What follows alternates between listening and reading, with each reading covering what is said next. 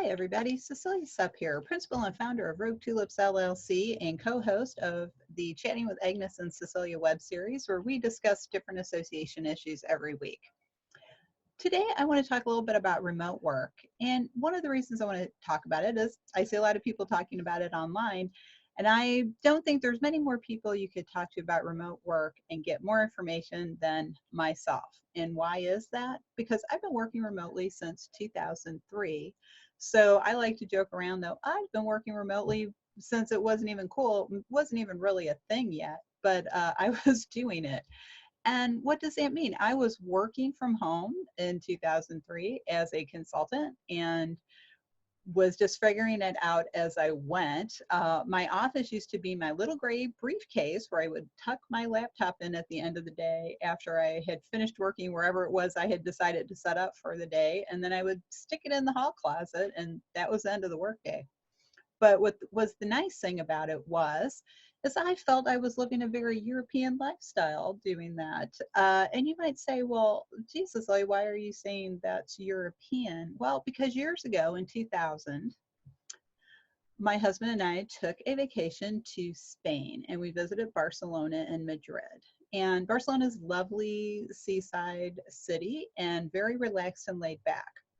But when we got to Madrid, I realized it's very tense and stressful here. What is going on? And after we were there for a few hours, I finally figured it out. Madrid's a lot like Manhattan. People everywhere driving around, honking, And once we figured that out, we could relax and enjoy our visit to the city. But as we were going around, one of the things I noticed was that a lot of people in Madrid were doing business everywhere but at the office. They were walking down the street talking on their mobile phones. They were working in hotel lobbies. They were having meetings in restaurants. They were sitting in the park having meetings and working on their laptops. And I thought to myself, hey, that's actually pretty cool. I kind of like that lifestyle, because it is a mobile world. And now here we are 20 years later after that visit, and we are well into the 21st century, and we are a virtual world. We're totally mobile. You can text people, you can call people, you can watch a video online, you can talk to people in real time using webcams. This is way cooler than the time back in the late 80s, early 90s. I was working at the U.S. Chamber of Commerce and realized as I was sending a fax, it was coming out on the other end all the way in Australia. That's right. I was so amazed at that. I was putting a piece of paper through a machine and another piece of paper was coming out in real time on the other side of the world. So we really have had a lot of opportunities to do virtual work, to do mobile work, to connect in a lot of different ways. And we can work anywhere. I mean, we've been having all of these articles over the years about, when you go on vacation, don't work, but you can't help it. You got your mobile phone now. You check the email, you check your voicemail, people text you, you say to your spouse, oh, just a sec, let me just answer this text really quick. It's really fantastic. And so I really am trying to put this in a little bit of context because I know a lot of associations still go to a physical brick and mortar building. And I think what we're seeing now in the midst of COVID-19, because despite it being a crisis, I try to see what can we learn from these things, as we all do. Maybe we don't need to live that way anymore. Going to a brick and mortar office is really a lot like the 19th century. Why are we using 19th century approaches to 21st century living? And I know a lot of associations didn't even think about having remote guidelines. Well, there's going to be other things besides COVID-19 in the future, and things that, really don't seem as serious, like blizzards.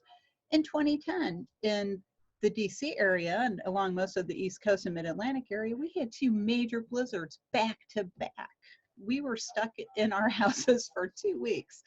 And back in, I believe it was 2013, July 2013, we had what's known as a derecho, which is a terrible wind and thunderstorm that basically knocked out power and communications. And what was kind of nice for my husband and I is our neighborhood got power, but no communication. So we had air conditioning and hot water, but we didn't really have to worry so much about the email. So really, in this virtual mobile world of ours, I'd like COVID-19 to inspire us to look at the way we're living and working and maybe adapt a little bit more. I don't believe in social isolation. And I know some people out there will say, what's wrong with you? There should be social isolation so we don't get sick. But social isolation is not a good thing. It's not healthy for us. And so I think that maybe limiting these large groups of people is a good idea, but let's make sure we talk to each other. Let's pick up the phone. Let's get on a Zoom call. We may not be able to go out and have a drink together, but, let's have a conversation in real time and avoid the email and avoid the texting and just kind of say, hey, man, what's going on? I did it yesterday. I called a friend of mine I hadn't talked to for a while because we usually email. And let me connect with her by phone. And we did, and it was nice. So let's take this opportunity to understand the advantages of remote work, what we call remote work, but let's take advantage of the fact that it's a virtual world. We can be mobile. We can work anywhere where we're comfortable and we have an internet connection. And I think that we could really change a lot of the quality of life that we have as association staff. And also, in a bigger picture thing, we could have a huge impact on the environment by not commuting so much. So let's consider some of these other aspects. Let's talk about maybe remote working a couple of days a week and take some stress off the roads that keeps the roads from needing to be fixed more often. Let's take some of the exhaust fumes out of the air that will keep our air cleaner. It makes our staff more relaxed when you get 2 hours back out of your day. I mean, a lot of people, at least in the DC area, you have a minimum 2-hour round trip back and forth to the office from the house. And sometimes by the time you get there, you're so stressed out you can't concentrate till lunchtime. And then you eat lunch and then, oh, it's time to go home.